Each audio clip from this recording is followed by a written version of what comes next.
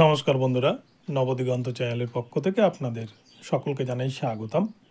তো বন্ধুরা, আজকে সকালে সকলকে গুড মর্নিং জানিয়ে আমি আজকের আবারও আপনাদের জন্য নতুন একটি আপডেট নিয়ে উপস্থিত হয়েছি আমার নবদিগন্ত চ্যানেলে। তো এখন আমি আপনাদেরকে যে আপডেটটি শেয়ার করতে চলেছি, এই আপডেটটি আপনাদের জন্য ভীষণ গুরুত্বপূর্ণ হতে চলেছে এবং এই আপডেটের জন্য অনেকেই কিন্তু অপেক্ষা করে বসে আছেন যে এই আপডেটটি কখন আসবে। তো আপনাদেরকে আমি এখন যে আপডেটটি দিতে চলেছি, 2022 স্টেট পাসদের জন্য নতুন যে রিক্রুটমেন্ট নোটিফিকেশান আসতে চলেছে কয়েকদিনের মধ্যে, সেই রিক্রুটমেন্ট নোটিফিকেশানে 21-23 সেশনে যারা ডিএলএড করছেন এবং যারা টেট পাস করে আছেন তারা ইন্টারভিউতে বসতে পারবেন কিনা, এটা সব থেকে বড় প্রশ্ন। এই বিষয় নিয়ে আপনাদের সাথে আমি বিস্তারিতভাবে আলোচনা করব এবং এছাড়াও এই ইন্টারভিউয়ের যে প্রসেস শুরু হতে চলেছে সেখানে কাট অফ কীরকম নামতে পারে, এই বিষয় নিয়ে কিন্তু আমি আপনাদের সাথে এই মুহূর্তে একটি ভিডিও শেয়ার করতে চলেছি। এই ভিডিওটি ভীষণ গুরুত্বপূর্ণ হতে চলেছে আপনাদের কাছে, তাই ভিডিওটি কিন্তু সম্পূর্ণ আপনাদেরকে স্কিপ না করে দেখতে হবে, নইলে কিন্তু আপনারা কোনো স্টেপ মিস করে গেলে হয়তো অনেকটাই বুঝতে পারবেন না। তো চলুন আমরা সম্পূর্ণ ভিডিওটি স্কিপ না করে প্রথম থেকে শেষ পর্যন্ত বিস্তারিত জেনে নিই। তবে তার আগে বলে রাখি, যারা প্রথমবার আমার চ্যানেলে এসেছেন আপনারা কিন্তু অবশ্যই আমার চ্যানেলটিকে সাবস্ক্রাইব করে অল নোটিফিকেশন অন করে রাখবেন, কেননা এই ধরনের আপডেট আপনারা কিন্তু একমাত্র এই নবদিগন্ত চ্যানেল থেকেই পেয়ে যাবেন। প্রতিদিন সকালে নতুন নতুন আপডেট পাবেন। তো চলুন বন্ধুরা, আমরা এবার আজকের আপডেটটি প্রথম থেকে শেষ পর্যন্ত বিস্তারিত জেনে নিই। তো বন্ধুরা, আপনারা দেখছেন যে এই 9533 যে প্যানেল বের করেছিল প্রাথমিক শিক্ষা পর্ষদ 2022 রিক্রুটমেন্ট প্রসেসের ওপর, তার প্যানেলের কিন্তু কাউন্সেলিং প্রক্রিয়া প্রায় শেষের দিকে এবং এখন শুধু কিন্তু স্টেট ওয়াইজ কাউন্সেলিংটা বাকি রয়েছে। প্রায় সব ডিপিএসসিতেই কিন্তু আজকের মধ্যেই অর্থাৎ 10 তারিখের মধ্যেই সমস্ত জেলাভিত্তিক কাউন্সেলিং শেষ এবং তারপরেই শুরু হবে স্টেট ওয়াইজ কাউন্সেলিং। আজকে রাত্রেই কিন্তু স্টেট ওয়াইজ কাউন্সেলিংয়ের নোটিফিকেশন চলে আসতে পারে। তো এরপরেই কিন্তু পালা হচ্ছে 2022 স্টেট পাসদের জন্য একটা ভালো ভ্যাকান্সি নিয়ে প্রাথমিক শিক্ষা পর্ষদ একটা নোটিফিকেশান আউট করতে চলেছে।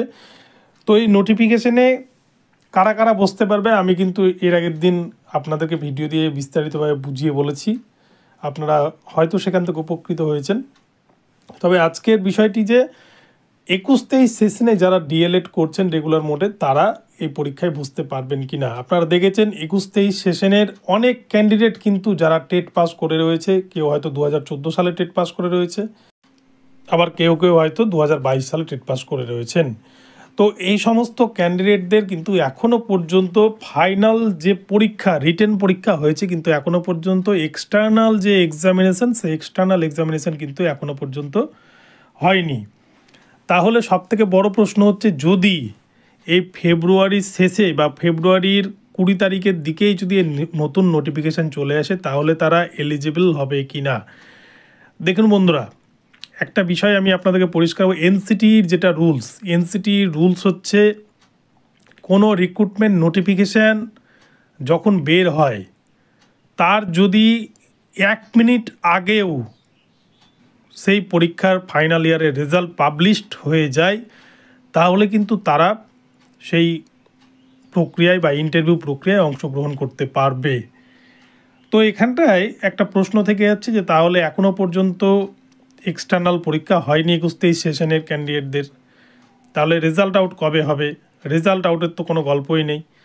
দেখুন, আমি এই বিষয়টা বলি, পর্ষদ সভাপতি নিশ্চয়ই বিষয়টাকে মাথায় রেখেছেন এবং 21-23-এর ক্যান্ডিডেটরা যাতে এখান থেকে হয়তো বাদ যাতে না যায় সেই জন্য উনি নিশ্চয়ই এই রেজাল্ট প্রক্রিয়া অতি দ্রুততার সাথে হয়তো বের করে দেবেন এবং ইন্টারনাল এক্সামিনেশান প্রায় হয়তো সব কলেজেই শেষের পথে, তবে এক্সটার্নাল পরীক্ষা কিন্তু খুব শীঘ্রই হয়তো ডেট দিয়ে উনি নিয়ে নেবেন এবং 21-23 সেশনের ক্যান্ডিডেটদের ফাইনাল ইয়ারের যে মার্কশিট অর্থাৎ সেকেন্ড ইয়ারের যে মার্কশিট, সেই মার্কশিট কিন্তু তাদেরকে সাবমিট করতে হয়, যার জন্য তাদের যদি নোটিফিকেশান আসবে যখন, অর্থাৎ যেদিন নোটিফিকেশান আসবে তার যদি ঠিক 1 মিনিট আগেও প্রাথমিক শিক্ষা পর্ষদ সেকেন্ড ইয়ারের মার্কশিট আউট করে দিতে পারে তাহলেই কিন্তু তারা পরীক্ষায় বসতে পারবে। আর যদি নোটিফিকেশান আউট হয়ে যাওয়ার পরে তাদের রেজাল্ট আউট হয় তাহলে এনসিটি রুলস অনুযায়ী কিন্তু তারা পরীক্ষায় বা রিক্রুটমেন্ট প্রক্রিয়ায় অংশগ্রহণ করতে পারবে না। তো এখন বিষয়টা দেখা যাক যে পর্ষদ সভাপতি কিভাবে দেখছেন। তো এটি গেল একটা বিষয়। আর একটা হচ্ছে কাট অফ। বন্ধুরা, এবারে আপনারা কিন্তু ৯,৫৩৩-এর যে প্যানেল, এখানে যে ৮,৯৫১ জনের যে মেধা তালিকায় অ্যাবজর্ব ক্যান্ডিডেট রাখা হয়েছে, এখানটায় কিন্তু আপনারা কাট অফটা দেখেছেন কীরকম গিয়েছে। তো এরপরে যে রিক্রুটমেন্ট প্রক্রিয়া শুরু হতে চলেছে, সেখানে কিন্তু কাট অফ কীরকম থাকবে এটা একটা বড় প্রশ্ন হয়ে দাঁড়াচ্ছে। দেখুন বন্ধুরা, এবারে কিন্তু 2022-এর যে রিক্রুটমেন্ট প্রক্রিয়া ছিল, এখানে ইন্টারভিউ দিয়েছিল অনেক ক্যান্ডিডেট, যেখানে কিন্তু বিএড, বিপিএড, এনআইএস, ডিএলএড, বিএডের স্পেশাল এডুকেশন এবং বিএড ক্যান্ডিডেটরা ছিল। কিন্তু সেখান থেকে পরবর্তীতে সুপ্রিম কোর্টে যখন অর্ডার হলো বিএড এবং এনআইএসদের বিপক্ষে, তখন কিন্তু পর্ষদ সভাপতি সেখান থেকে বিএড এবং এনআইএসদেরকে বাদ দিয়ে দেন, যার ফলে কিন্তু ক্যান্ডিডেট সংখ্যা এসে দাঁড়ায় 11,327 জন। অর্থাৎ 11,327 জন রেগুলার মোডে যারা ডিএলএড করেছিল, তারাই কিন্তু এই মেধা তালিকায় স্থান পেয়েছে। সেই জন্য কিন্তু কাট অফটা আপনারা দেখেছেন যে কাট অফ কিন্তু মিডিয়াম ভালোই গিয়েছে, খুব কমও নয়, খুব বেশিও নয়, এরকম একটা বিষয়।